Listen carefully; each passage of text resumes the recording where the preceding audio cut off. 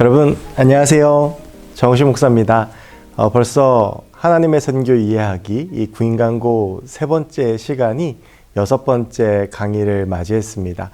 그동안 5주의 여정을 함께 해주시고 또 강의를 들어주시고 이 모든 시간 가운데에서 또 기도함으로 함께 해주신 모든 분들께 감사의 인사를 드립니다. 바라기는 함께 선교에 대해서 집중적으로 이야기를 나눈 이 시간들이 여러분들께서 선교에 대해서 조금 더 이해하고 또한 선교에 대한 마음을 가지시고 새로운 선교의 방향을 잡는 데 도움이 되시기를 간절히 바라봅니다.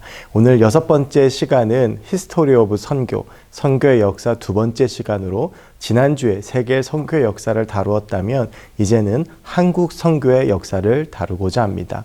이 개신교 선교가 한국에 들어온 지가 어느덧 100년이 훨씬 지났는데요. 어떤 선교의 발자취를 걸어와서 우리가 지금까지 오게 되었는지, 우리가 흔히 미국에 이어서 선교사 파송 2위라고 자부하고 있는데요. 이렇게까지 오기까지의 많은 일들에 대해서 이 시간 다 다룰 수는 없겠지만 핵심적인 사항들 위주로 특별히 한국 선교에서만 볼 수 있는 독특성을 중심으로 함께 살펴보려고 합니다. 이 시간이 한국 선교의 역사에 대해서 이해를 하면서 앞으로 우리는 어떻게 선교를 할지에 대해서 고민하고 대안을 찾아볼 수 있는 시간이 되기를 간절히 바라봅니다. 이제는 하나님의 선교 이야기 여섯 번째 시간 강의를 시작하도록 하겠습니다. 먼저 한국 선교의 역사를 보면서 한국 선교가 가지고 있는 독특성 네 가지를 함께 보려고 합니다. 먼저는 한국 선교가 시작했을 때의 사회적인 상황에 대해서입니다. 잘 아시겠습니다만 한국 선교를 이야기할 때 빼놓을 수 없는 두 분이 계시는데요. 한 분은 장로교 선교사였던 언더우드고요. 한 명은 감리교 선교사였던 아펜젤러입니다. 이 두 분에 대해서 이따 강의 후반부에 다시 다루게 될 터인데요. 이 선교사님들께서 한국에 찾으신 것이 1885년 4월 5일입니다. 이 1885년 4월 5일은 주일이었는데요. 이날은 부활주일이었습니다. 이날 이 언더우드 선교사님과 아펜젤러 선교사님이 일본을 거쳐서 한국에 들어오시면서 비로소 개신교 한국 선교가 시작되었다라고 우리가 이야기를 하고 있는데요. 문제는 이 1885년이라고 한 이 시기 짐작하시겠지만 한국 사회, 특별히 조선 후기 시대인데 굉장히 어려운 사회적 분위기였다라고 하는 것입니다. 이 1885년 전해인 1884년에는 아마 국사 시간에 한 번쯤은 배우셨을 사건인데요.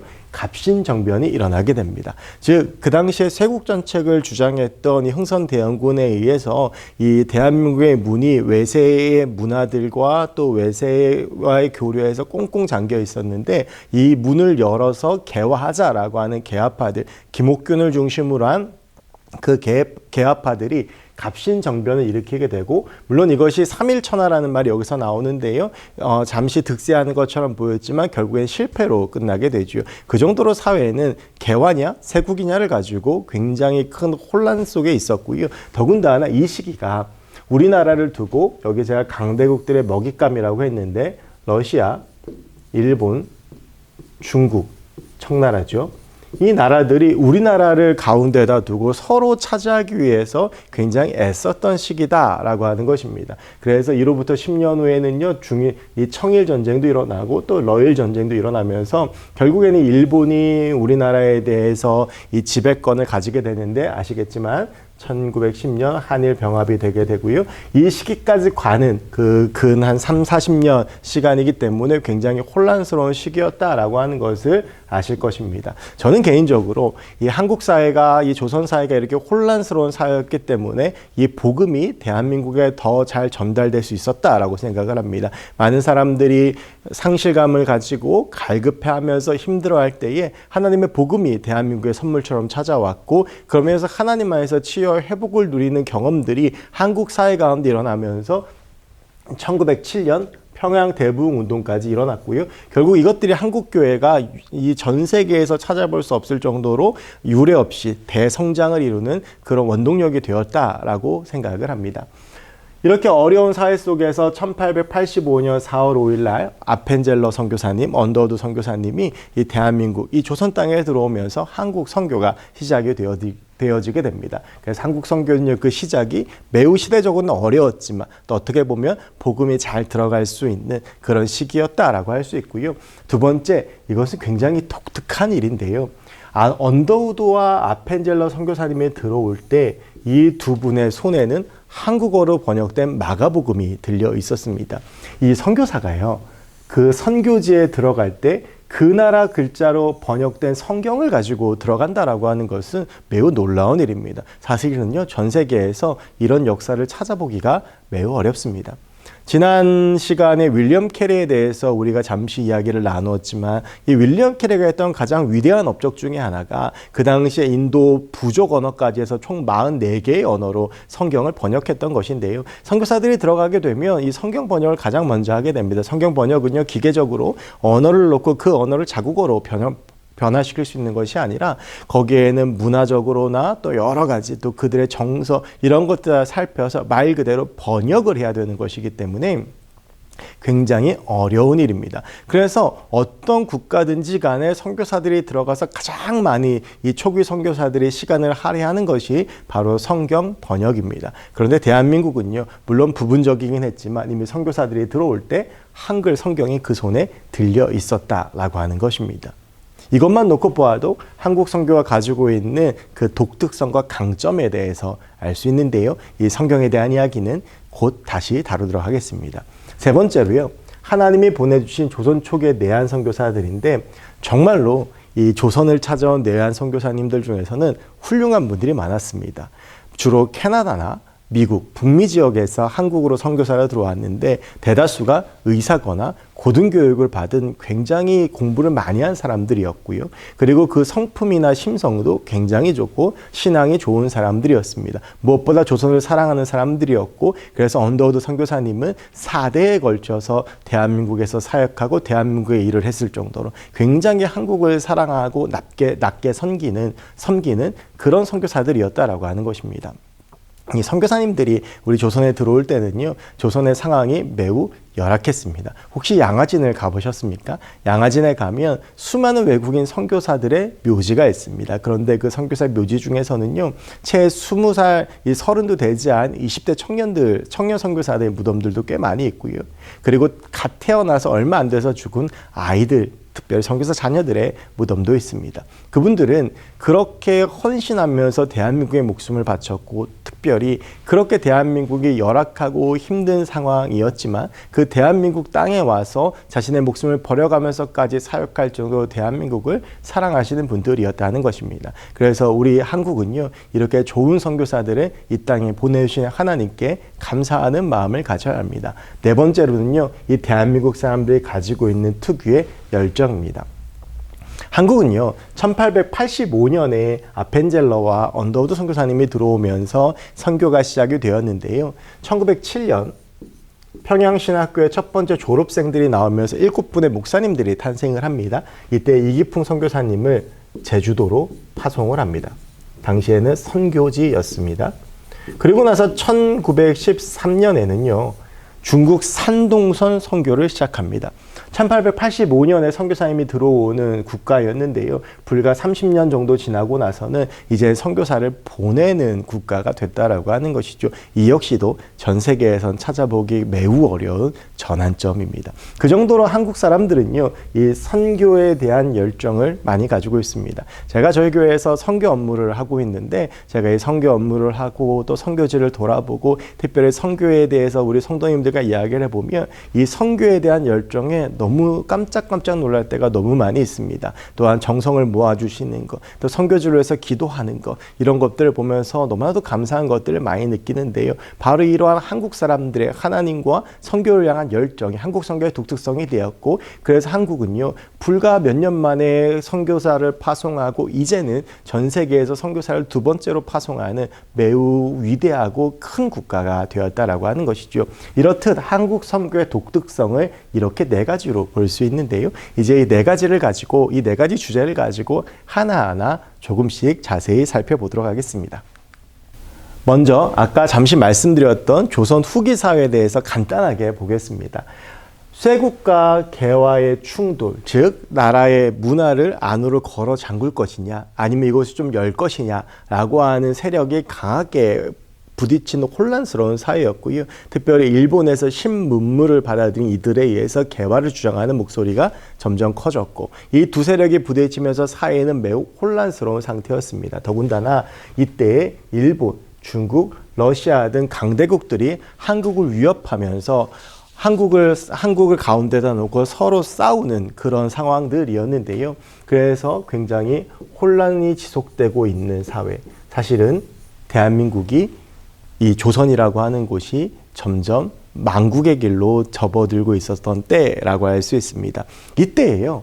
이 알렌이라고 하는 분이 대한민국에 들어오십니다. 이 알렌은요, 원래 의사입니다. 그리고 선교사로서의 사역도 했지만 사실은 외교관으로서 한국에 들어오게 되고 이때에 외교관으로서 있다가 광해원을 설립하게 되는데 이 광해원을 설립하기 전까지 이야기를 보면 사실 이 광해원이요 조선 초기에 굉장히 중요한 역할을 하거든요. 이게 어떻게 보면 이 조선 정부에서 공인한 병원이라고 할 수 있습니다.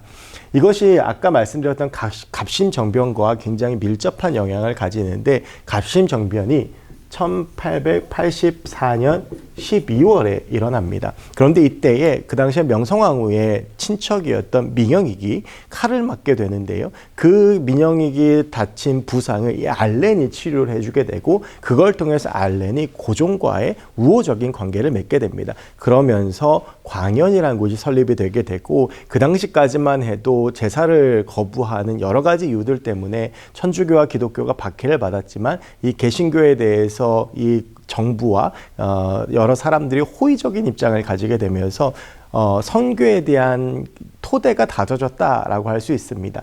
그렇게 1884년에 이런 일들이 있고 나서 1885년에 언더우드와 아펜젤러 선교사님이 들어오시게 되지요. 저는 이 알렌 선교사를 보면서 성경에서 어떤 인물과 비교되어 생각났냐 하면 마치 세례 요한과 같다라는 생각을 했습니다. 이 세례 요한이 예수님이 오시기 전에 그 예수님의 길을 예배한 사람이었다면 알렌은 이 본격적인 개신교 한국 선교가 1885년 시작되기 전에 1884년부터 정부와 관계를 가지고 그리고 나서 이 언더우드와 아펜젤러 선교사들이 들어왔을 때 그것을 기점으로 북미의 많은 선교사들이 들어왔을 때 그들이 사역할 수 있는 거점으로 광해원 후에는 제중원이 되는데요. 이곳을 준비해 두었다라고 할 수 있고요. 이 덕분에 이 조선 초기 선교사들은 굉장히 좋은 이미지로 선교할 수 있었습니다.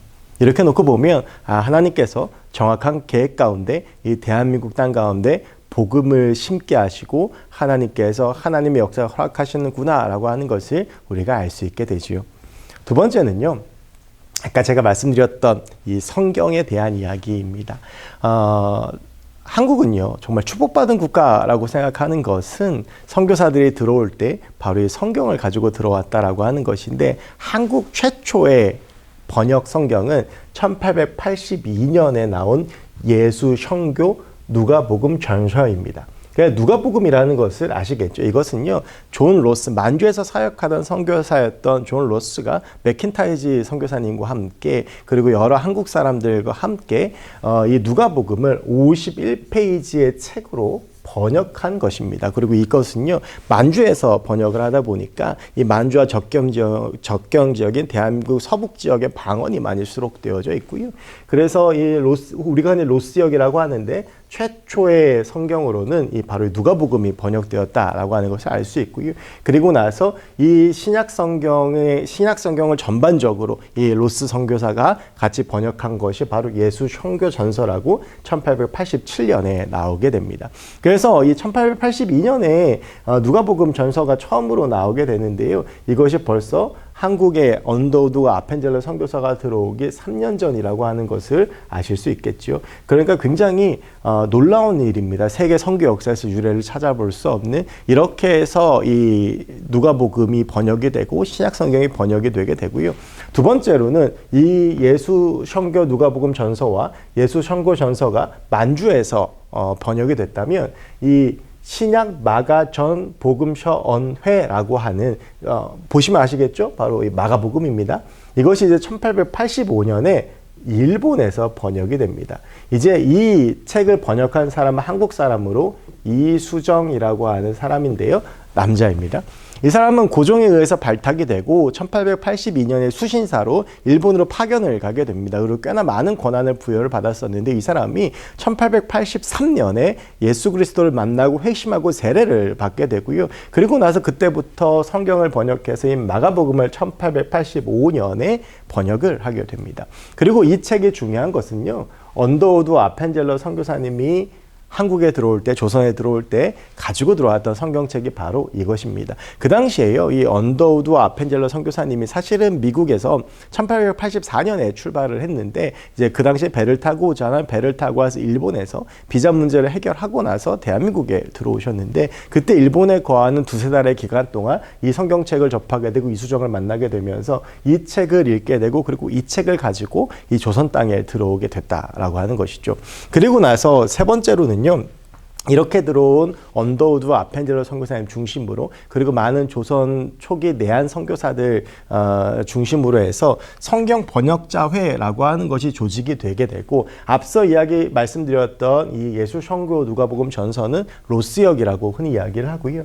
이 신약 마가전 복음 서원회는 이수정역이라고 말을 많이 하는데, 이것은 어떤 한 개인이나 그리고 비공식적인 단체에서 성경을 번역한 것이라고 한다면, 이것은 그 당시에 공식적으로 그 당시에 사역하던 선교사들과 또 함께 사역하던 한국 사역자들이 함께 모여서 단체를 만들고, 그리고 공식적으로 성경을 발간해낸 첫 사례라고 할 수 있습니다. 그래서 우리나라에 처음으로 완역본, 구약과 성경이 완전히 번역이 된 완역본이 1911년 성경전서라고 하는 이름으로 번역이 되게 되는데요.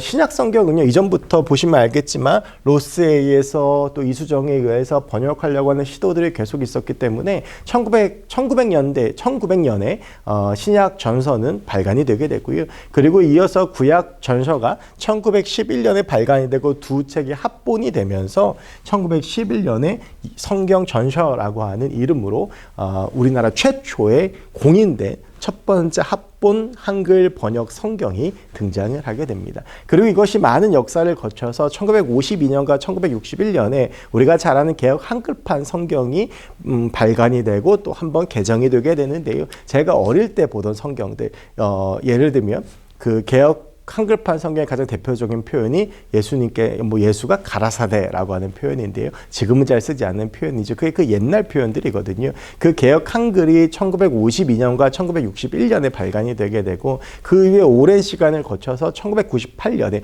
지금 우리가 보고 있는 개역 개정판 성경이 등장을 하게 됩니다. 사실 이 한글 성경 번역사는 굉장히 중요한 역사인데요. 여기에 대해서 조금 더 자세히 보고 싶으신 분들은 대한성서공회 홈페이지에 들어가시면 한글 성경 번역사를 조금 더 자세하게 찾아보실 수 있습니다. 그래서 혹시 관심 있으신 분들은 대한성서공회 홈페이지를 참고하시기를 추천드립니다. 이제 다음으로는요, 한국에 들어오셨던 내한 선교사, 다 다룰 수는 없고요. 가장 우리가 잘 아는 유명한 선교사인 언더우드 아펜젤러에 대해서 잠깐 함께 말씀을 나누려고 합니다. 여러분, 여기 사진으로 보이는 분이 바로 언더우드 선교사입니다. 조선 선교의 개척자라고 할 수 있죠. 광화문에 가면 있는 이 세문안교회를 개척을 하셨고요. 우리가 흔히 연세대학교라고 알고 있는 이 연희학교를 설립한 분입니다. 특별히 언더우드 선교사 할 때 여러분 꼭 기억하시면 좋겠는 게, 언더우드 선교사는요, 언어적으로 매우 탁월한 분이었습니다. 사실 이 언더우드 선교사는 미국에서 온 분이긴 했지만 출생은 영국 런던입니다. 그러다가 어렸을 때 미국으로 이민을 가서 미국 국적으로 살게 되는데요. 사실 이 언더우드 선교사의 가문이 엄청난 가문이에요. 이 언더우드 선교사의 형이 존 언더우드인데요. 이 사람은 타자기 회사의 회장이었습니다. 즉 언더우드 가문은요, 타자기, 그 당시에 거의 독보적인 기업이었는데, 이 타자기를 만드는 지금으로 따지면 재벌이라고 할 수 있습니다. 그래서 이 언더우드 선교사는 어렸을 때부터 그렇게 언어적으로 많은 것들을 다뤘기 때문에 언어적으로 굉장히 탁월한 사람이었습니다. 제가 지난 강의 때도 한번 말씀드렸던 것 같은데요. 이 언더우드 선교사가 얼마나 언어적으로 훌륭했는지를 보여준 예가 경북 봉화에 그 봉화에서 올라온 세문안교회 교인의 요청을 받고 그 봉화에 가서 그 마을을 복음화시키기 위해서 그 봉화를 대표하는 유학자들과 천주교에서 말하는 상제 개념과 기독교에서 말하는 하나님의 개념을 가지고 서로 함께 토론을 했다라고 하는 유명한 일화를 통해서 보면 알 수 있는데요. 사실 이 굉장히 어렵고 심오한 신학적 토론이거든요. 그런데 그것을 이 언더우드 선교사는 통역도 쓰지 않고 한국말로 이 한문과 한글을 가지고 공부했던 유학자들과 토론을 했다라고 하는 것은 매우 이 사람이 언어적으로 뛰어났다라고 하는 것을 보여줍니다. 그래서 이 언더우드 선교사는요, 한국어 문법과 한영 사전을 편찬을 하면서 한글 발전에 굉장히 큰 영향을 미치고요. 사실 이 성경이라고 하는 것이 그 당시에 이 한문을 참 많이 썼잖아요. 그런데 이 한글이 발전되는데 굉장히 중요한 영향을 미치게 됩니다. 그 중심에 언더우드 선교사가 있었다라고 볼 수 있고요. 아까 말씀드렸던 1911년에 나왔던 성경 전서, 이것이 발간되고 번역되는데도 그 중심에는 언더우드 선교사가 있었다라고 할 수 있습니다. 이 언더우드 선교사는요, 조선의 21개의 교회를 설립할 정도로 전도에 열정이 있는 분이었습니다. 그래서 세문안교회라고 세문안교회를 우리가 가장 대표적으로 여기지만 세문안교회도 많은 교회를 개척하면서 이 언더우드 선교사는 이 조선 선교의 개척자로서 그 사명을 다하게 되는데요. 그런데 언더우드 선교사뿐만이 아니라 그 언더우드 선교사의 아들, 손자, 증손자까지 이 한국에서 살고 한국에서 사역을 하는 4대에 걸친 선교를 했던 귀한 가정이라고 할 수 있습니다. 그래서 우리가 이 언더우드 선교사는 꼭 기억하셨으면 좋겠고, 이 언더우드 선교사의 핵심은 바로 교회 개척과 언어적으로 탁월하면서 그 언어적인 능력들을 한국 선교에 잘 사용했다라고 하는 것을 기억하시면 좋겠습니다. 다음에 볼 선교사는요, 헨리 아펜젤러입니다. 이 헨리 아펜젤러는 감리교 선교사인데요. 이 헨리 아펜젤러 흔히 교육의 선교사라고 이야기를 많이 합니다. 아까 잠깐 말씀드렸지만 이 선교사들이 들어왔던 1885년은 조선에 있어서 굉장히 어렵고 어두운 시기였습니다. 이 어렵고 어두운 시기에 민중교육에 굉장히 애를 썼고요. 또한 민족운동을 적극적으로 지지하면서 풍전등화에 있었던 조선을 살리기 위해서 애를 썼던 선교사입니다. 이분은 배제학당을 만드셨고, 그리고 역시 이 세문안교회 건너편이거든요. 그 광화문에 정동제일교회를 설립합니다. 특별히 이분은요, 아까 제가 말씀드렸던 여러 가지 성경이 번역되는 과정들 가운데에서 이 성경을 보급하기 위한 출판사와 서점을 설립하기 위해서 굉장히 그 초석을 닦기 위해서 애쓰고 노력했던 분이고요. 그런데 이분은 굉장히 빠른 나이, 44세에 이제 순교를 하게 되시는데요. 배를 타고 가던 중에 풍랑을 만났을 때 가장 밑바닥에 있었던 조선 소녀를 살리기 위해서 끝까지 나오지 못하다가 결국에는 그 배에서 순교를 하게 됩니다. 군산에 가시면요, 이 아펜젤러 선교사 기념관이 있습니다. 여기에 가면 아펜젤러 선교사님에 대해서 조금 더 자세히 보실 수 있는데, 제가 이따가 후에 한국에서 우리가 돌아볼 만한 선교 발자취를 담은 장소를 잠깐 소개해 드릴 텐데, 거기에 군산이 빠져 있어서요, 아펜젤러 선교사님에 대해서 그 발자취에 대해서 잘 보실 분들은 이 군산에 가셔서 관광도 하시고 아펜젤러 선교사 기념관을 한번 돌아보시는 것을 추천드립니다. 아까 언더우드 선교사가 언어적인 능력, 그것에 대해서 제가 강조를 했다면, 이 아펜젤러 선교사는요, 이 민중교육과 민족교육에 애를 썼던 교육의 선교사였고, 특별히 아펜젤러 선교사는 대한민국의 부흥을 위해서 굉장히 애를 썼던 사람입니다. 그리고 그것을 염원하고 기도했고요. 이 아펜젤러 선교사가 1902년에 순교를 하시는데요. 우리가 흔히 알고 있는 1907년 평양 대부흥 운동의 그 시작이 1903년 원산에서 시작되는 원산 대부흥 운동인데, 그 원산 대부흥 운동의 중심을 섰던, 그 중심이 됐던 인물이 하디 선교사입니다. 그리고 하디 선교사도 감리교 선교사였는데요. 아마 이 아펜젤러 선교사의 죽음과 이 헌신을 보면서 많은 도전을 받았던 것 같습니다. 그래서 이 하디 선교사가 회개를 할 때 있어서 가장 앞서서 회개했던 것이 조선 사람들을 무시했던 것, 그들을 사랑하지 않고 무시 무시했던 것과 내가 백인과 의사라는 그 직책 때문에 가졌던 우월감을 가지고 회개를 했는데요. 아마 이 아펜젤러 선교사의 영향으로 인해서 하디가 회개를 했고 그것이 원산 대부흥 운동과 평양 대부흥 운동으로 연결되지 않았나 저는 그렇게 생각을 합니다. 그래서 이 아펜젤러 선교사는요, 하늘의 미랄처럼 대한민국이 조선이라고 하는 곳에서 썩어져 가면서 이 한국 땅에 부흥 역사를 일으킨 위대한 믿음의 사람이라고 볼 수 있겠습니다. 이제 다음은요, 한국이 실시했던 선교에 대한 이야기를 잠깐 드리려고 합니다.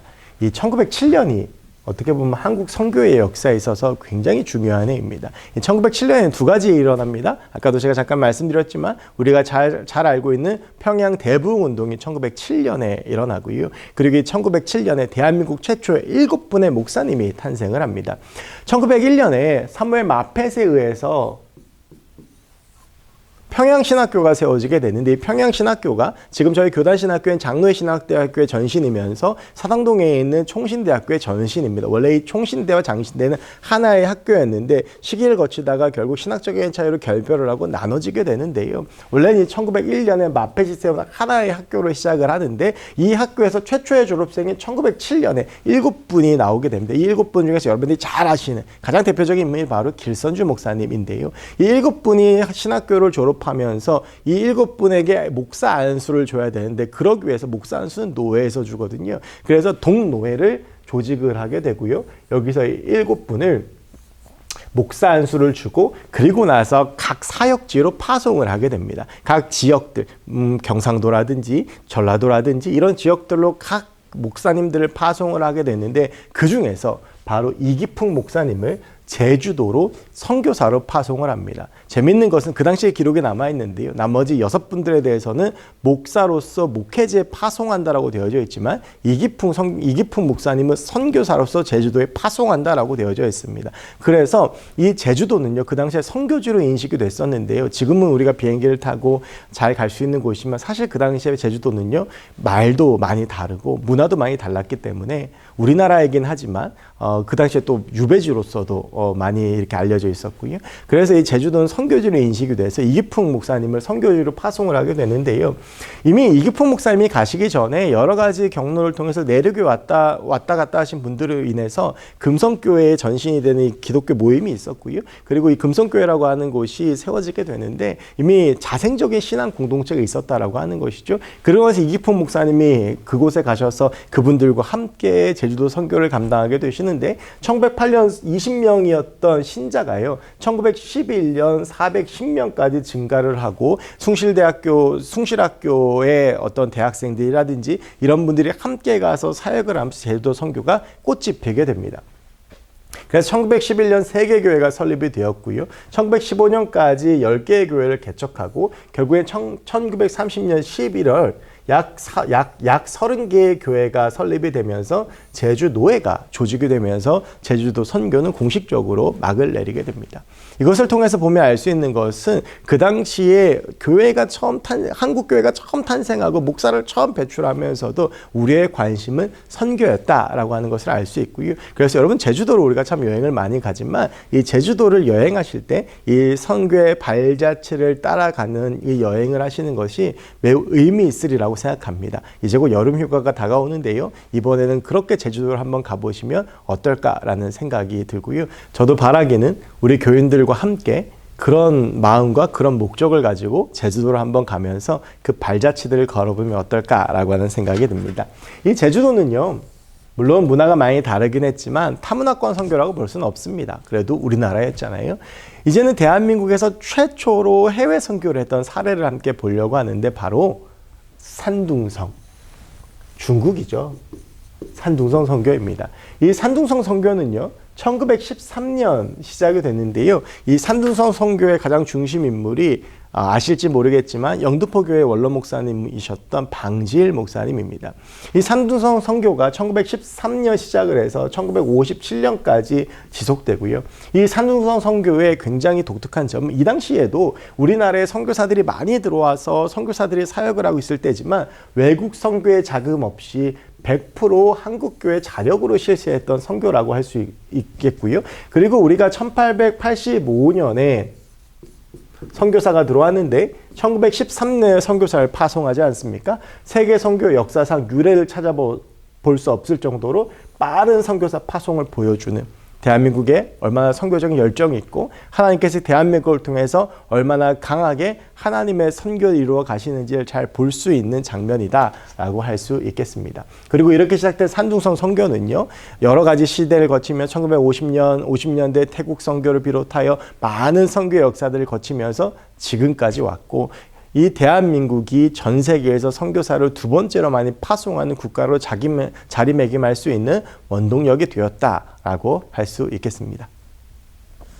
이제는 이 모든 내용들을 정리하면서 한국 선교의 특별함에 대해서 함께 보려고 하는데요.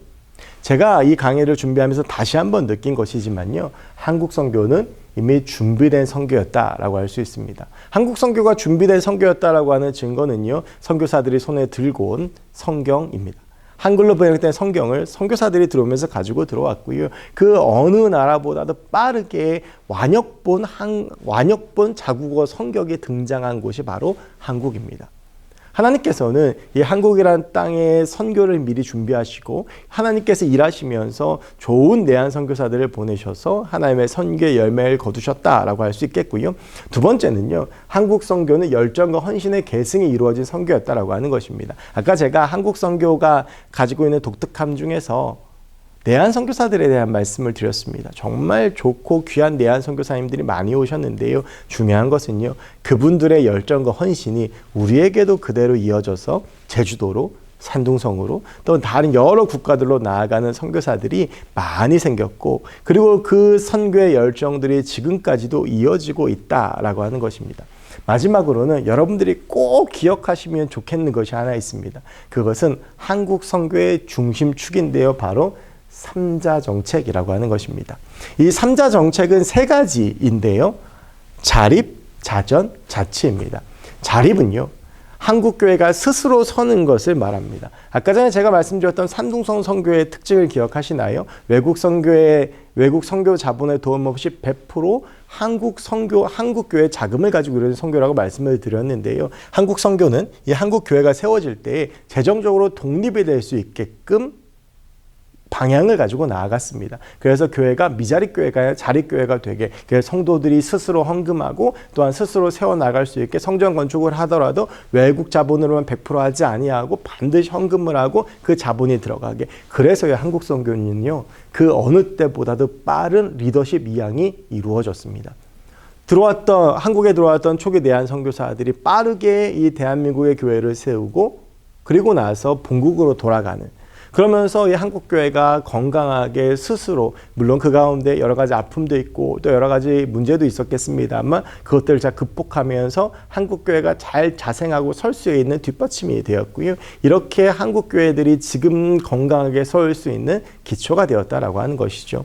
두 번째, 자전은요, 스스로 전도한다라고 하는 것입니다. 한국교회는 초기부터 굉장히 전도를 강조했습니다. 전도 부인이라고 하는 사람들이 있었고요. 또 열심히 전도하기를 가르치면서 단순히 복음을 받아들이는 것에서 끝나는 것이 아니라 이 복음을 전하는 것으로 열매 맺게 가르치고 훈련을 시켰습니다. 여러분, 우리가 신앙생활을 하면서요, 우리의 신앙이 건강하기 위해서 반드시 해야 되는 것이 무엇이냐 하면 복음을 전하는 것입니다. 그냥 받는 것뿐만이 아니라 내가 받은 은혜와 내가 경험한 이 복음을 다른 사람들에게 전함으로써 우리의 신앙이 더욱더 건강해지는 것인데요. 바로 한국교회는 이것을 강조했기 때문에 초기부터 건강한 신앙을 가지고 설 수 있었다라고 하는 것입니다. 흔히 지금 이 시대가 전도가 안 되는 시대라고 이야기를 합니다. 근데 여러분, 저는 동의하지 않습니다. 그 어느 때도 전도가 쉬웠던 적은 단 한 번도 없습니다. 하지만 헌신된 전도자들에 의해서 전도의 문이 열렸고 하나님의 그 가운데 역사하셨고요. 바로 그 증거를 보여주는 것이 한국 선교의 특별함이고 한국 선교의 역사입니다. 지금은 전도한다고 해서 죽임을 당하는 것이 아닙니다. 하지만 목숨을 걸고 죽음을 무릅쓰고 복음을 전한 그들 덕분에 우리가 지금 이렇게 서 있지 않습니까? 그리고 그때가 가장 우리 한국교회가 건강했을 때라고 저는 확신하고 믿고 있습니다. 우리 가운데 이렇게 전도하는 열정을 회복할 때가 되지 않았나라는 생각이 듭니다. 마지막으로 자치인데요. 한국교회를 스스로 한국 사람들이 운영해 나가는 것입니다. 이것이요, 사실은 선교지에 가면 굉장히 어려운 일입니다. 그런데 한국 선교사들, 제가 아까부터 지속적으로 조선에 들어온 내한 선교사들이 훌륭하다라는 말씀을 계속 드리는데, 가장 중요한 이유가 저는 이것 때문이라고 생각합니다. 그들은요, 우리나라 사람들을 훈련시켰고 교회를 우리나라에게 맡겼고, 우리가 스스로 이 교회를 위해서 씨름하며 또한 기도하며 이 교회를 세워나갈 수 있도록 기회를 주었다라는 것이고요. 때가 되었을 땐 그 교회를 한국 사람들에게 이양을 하고 한 걸음 물러섰다라고 하는 것입니다. 이 3자 정책, 특별히 조선 선교사였던 존 네비우스에 의해서 입안된 정책인데요. 재밌는 것은요, 이 3자 정책이 이 존 네비우스가 중국에서 선교하면서 세웠던 정책인데 중국에서는 실패합니다. 근데 네비우스가 이 열흘 정도 이 조선에 방문해서 언더 오브 더 아펜젤러, 그 당시에 선교하던 이 내한 선교사들과 함께 선교 컨퍼런스를 하면서 이 3자 정책에 대해서 이야기를 했고, 그 당시에 20대 젊은 선교사들이었던 언더 오브 더 아펜젤러 선교사가 이 정책을 받아들여서 한국에 시행했는데 매우 놀라운 열매를 맺었다라고 하는 것이죠. 한국 토양에 맞는 정책이었던 것입니다. 여러분, 우리도요, 이제 선교를 해나갈 때 있어서 특별히 선교지가 자립할 수 있고 선교지가 자치할 수 있도록 기도하면서 그들 가운데 전도의 열정이 생기도록 기도하며 함께 나아가는 시간들이 필요하지 않을까라는 생각을 합니다. 그리고 이러한 정책들 또한 이러한 요소들이 한국교회의 성장을 이루었다는 것을 깨닫는다면 중요한 것은 무엇이냐면요, 이런 것들 회복되어질 때에 지금의 한국교회가 더 성장할 수 있는 기회를 여기게 된다라고 하는 것입니다. 자립과 자치를 위해서 가장 중심이 되는 것은 무엇인지 아십니까? 바로 이 교회를 사랑하는 마음입니다. 이 한국 사람들의 교회를 사랑하는 마음이 하나님의 놀라운 선교의 열매를 거두었다고 저는 생각하고요. 결국 우리가 하나님을 사랑하는 마음, 하나님의 교회를 사랑하는 마음으로 하나님의 선교에 동참했을 때 지금도 아름다운 열매가 맺어질 거라고 저는 믿고 있습니다. 이제는요, 여러 가지 이야기들을 종합하면서 제가 여러분들에게 한국에 가볼 만한 선교 유적지들을 좀 소개해 드리려고 합니다. 첫 번째는요, 너무나도 잘 아는 곳이고 아마 여러분들께서도 많이 가보셨을 곳인데요, 양화진입니다. 정확한 명칭은 양화진 외국인 선교사 묘인데요. 이 양화진에 가면 많은 선교사님들이 그곳에 누워 계십니다.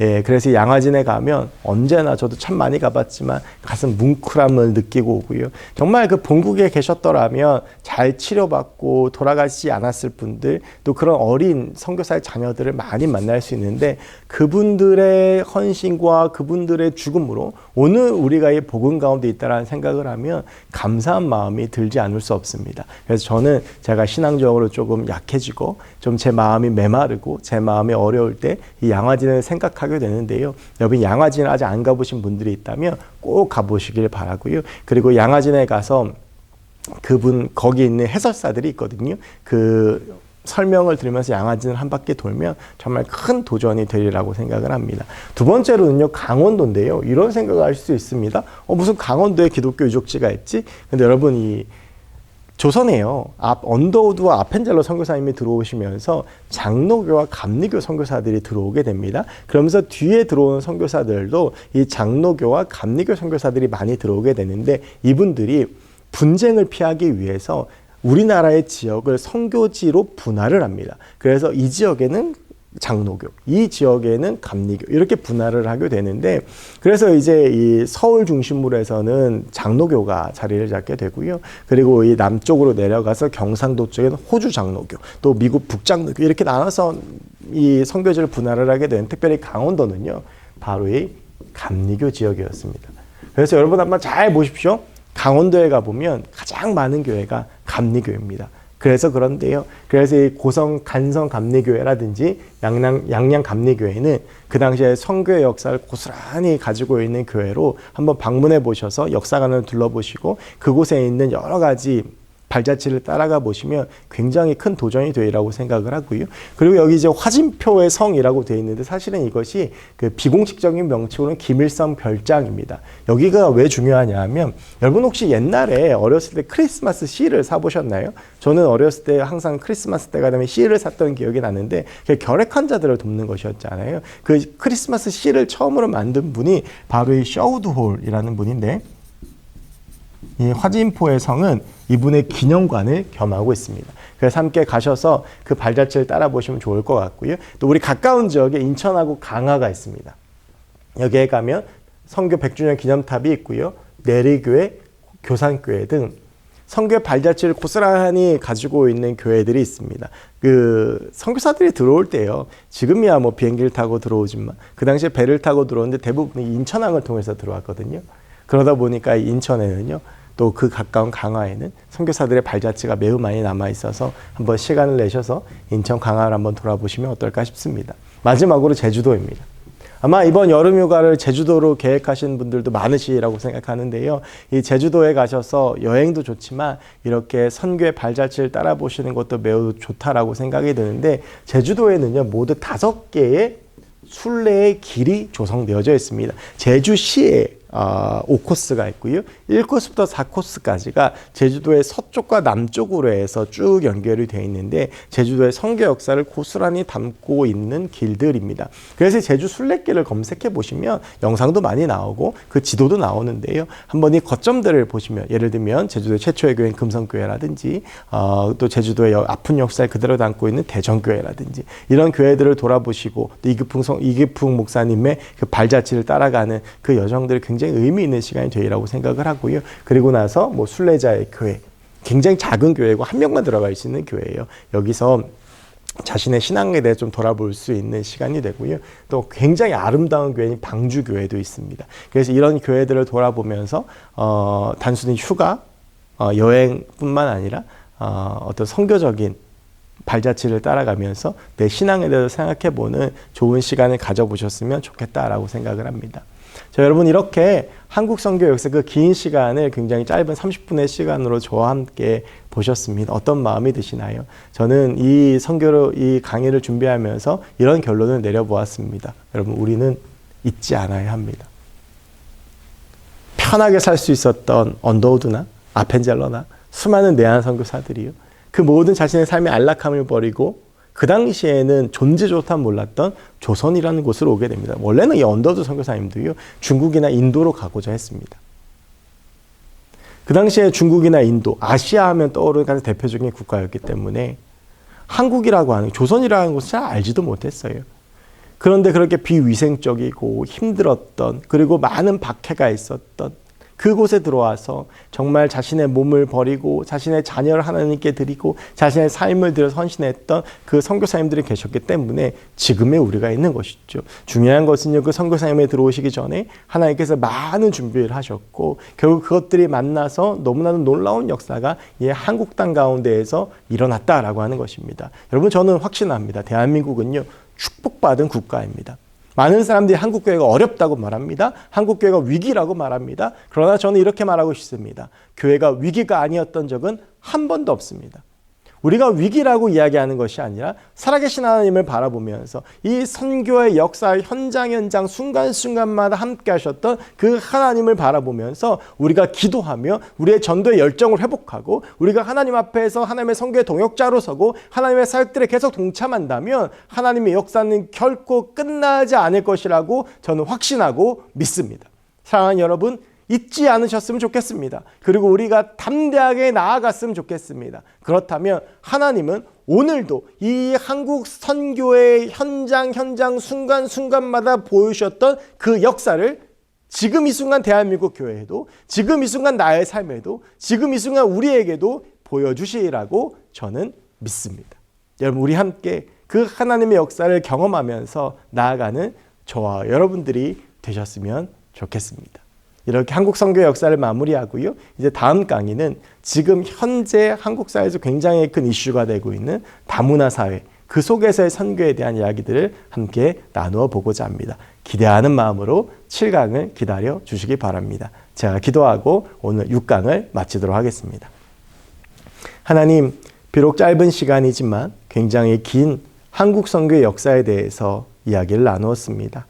지루할 수도 있는 시간이었지만 하나님께서 우리 사랑하는 성도님들에게 도전을 주시고 감동을 주셔서 이 대한민국 교회를 위하여 하나님을 위하여 다시 일어날 수 있는 새 힘을 우리에게 허락하여 주시옵소서.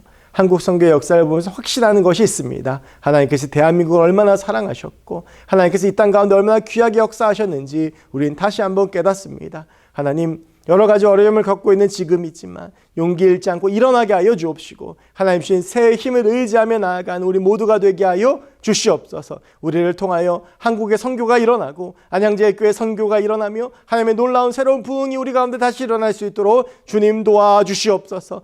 하나님께서 함께 하셔서 우리 가운데 새 역사를 보여주실 줄로 믿습니다. 포기하지 않고 주님 바라보며 걸어가는 우리 모두가 될 수 있도록 주님 함께하여 주시옵소서. 오늘도 함께 하시고 새해를 열어주실 주님을 기대합니다. 주님 인도하여 주시옵소서. 감사드리며 모든 말씀 예수 그리스도의 이름으로 기도하옵나이다. 아멘.